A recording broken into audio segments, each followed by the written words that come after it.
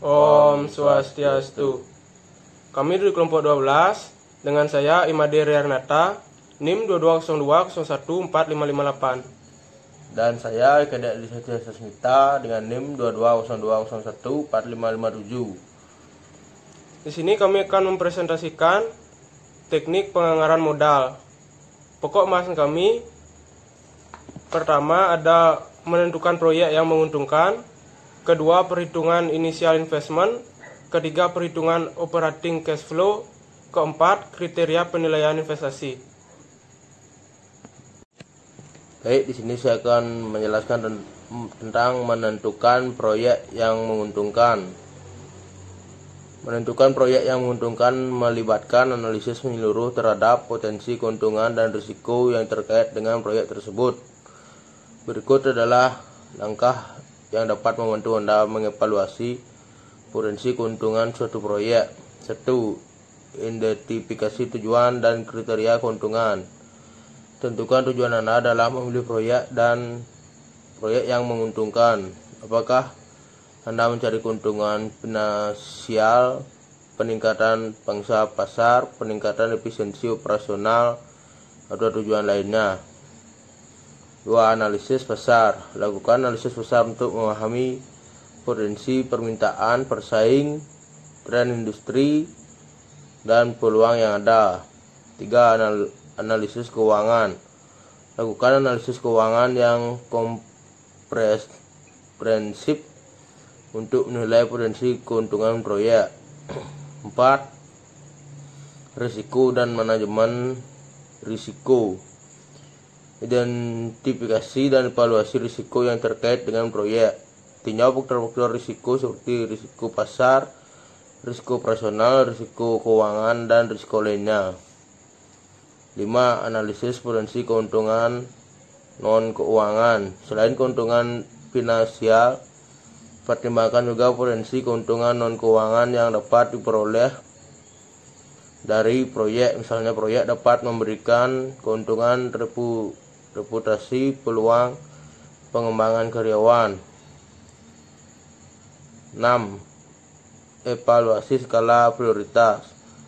Jika Anda memiliki beberapa proyek yang potensial, prioritaskan mereka berdasarkan tingkat keuntungan yang diharapkan, risiko terkait ketersediaan sumber daya, dan kesesuaian dengan strategi bisnis jangka panjang.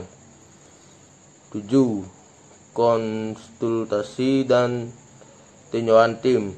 Libatkan tim yang terampil dan berpengalaman dalam proses evaluasi proyek. Dan yang kedua, perhitungan initial investment. Perhitungan investasi awal adalah proses menentukan total biaya yang diperlukan untuk memulai atau mengimplementasikan suatu proyek. Berikut adalah beberapa komponen yang dapat termasuk dalam perhitungan investasi awal. 1. Pembelian aset tetap. Jika proyek melibatkan akuisisi aset tetap seperti tanah bangunan, peralatan, atau kendaraan, biaya pembelian atau sewa aset tersebut harus dipertimbangkan. 2. Pengembangan dan desain. Biaya yang terkait dengan pengembangan produk atau desain proyek juga harus diperhitungkan. 3. Biaya persiapan lokasi. Jika proyek memerlukan penyesuaian atau perbaikan pada lokasi fisik seperti renovasi bangunan, infrastruktur, pembaruan teknologi, atau penyesuaian lainnya, biaya tersebut harus diperhitungkan. 4. Biaya perizinan dan regulasi. Dalam beberapa kasus, proyek mungkin memerlukan perizinan khusus atau pemenuhan persyaratan regulasi. 5. Biaya pelatihan dan pendidikan. Jika proyek melibatkan pengenalan teknologi baru atau metode kerja yang memerlukan pelatihan karyawan, biaya pelatihan dan pendidikan harus diperhitungkan. 6. Biaya pemasaran dan promosi. Jika proyek melibatkan peluncuran produk baru atau memasuki pasar baru, biaya pemasaran dan promosi harus diperhitungkan. 7. Biaya penelitian dan pengembangan. Jika proyek melibatkan penelitian dan pengembangan sebelum implementasi, biaya tersebut harus diperhitungkan. Ini mencakup biaya penelitian, pengujian, pengembangan prototipe, dan biaya lain yang terkait dengan upaya penelitian dan pengembangan.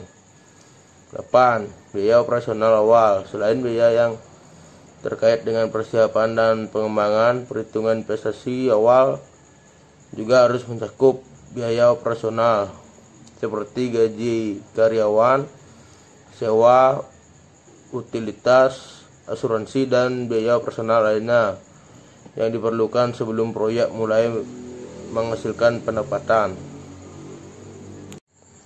Baik, di sini saya akan melanjutkan materi yang telah disampaikan oleh teman saya. Selanjutnya ada perhitungan operating cash flow.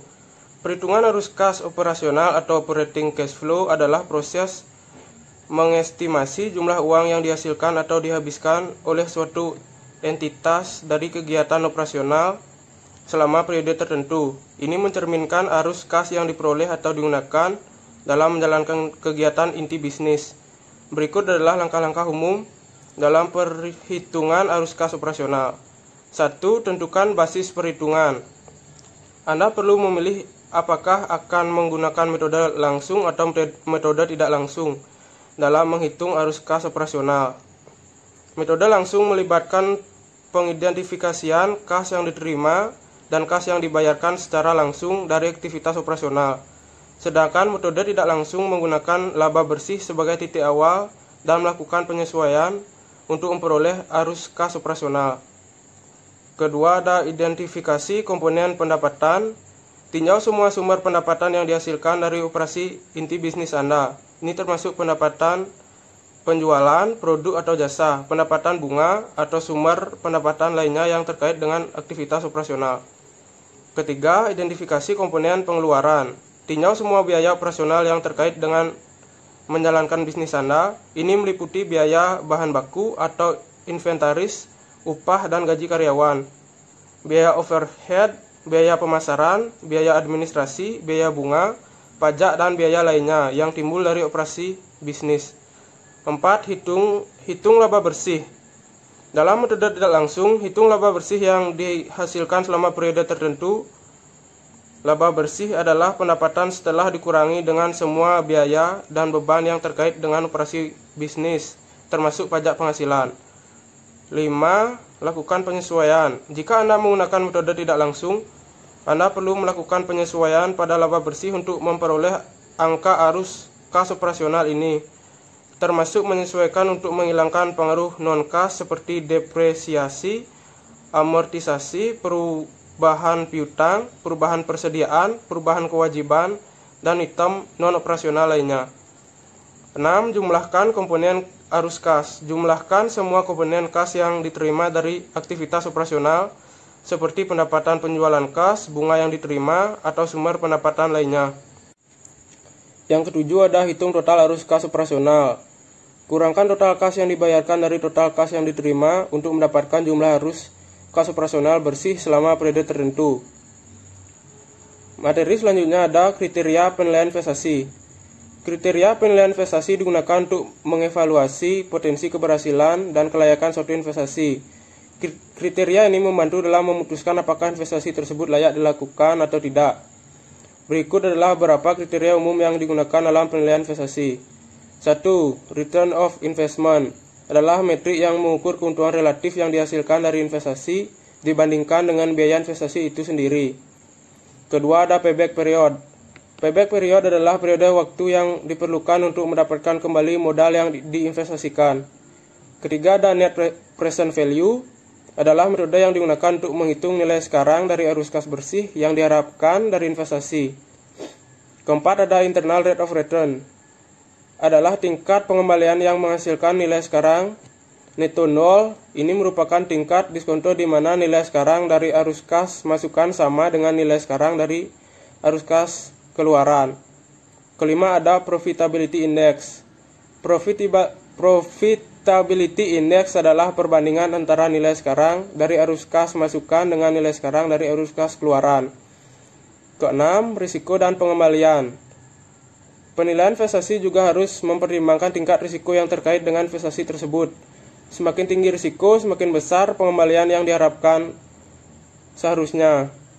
Investor harus memperhatikan risiko yang terkait dengan faktor-faktor seperti volatilitas pasar, perubahan regulasi, ketidakpastian ekonomi, dan risiko bisnis yang spesifik.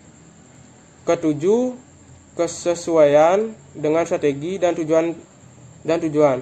Investasi harus dinilai berdasarkan sejauh mana mereka sesuai dengan strategi bisnis dan tujuan jangka panjang perusahaan.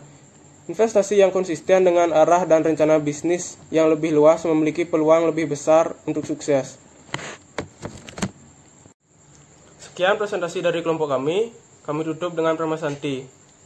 Om Santi Santi Santi.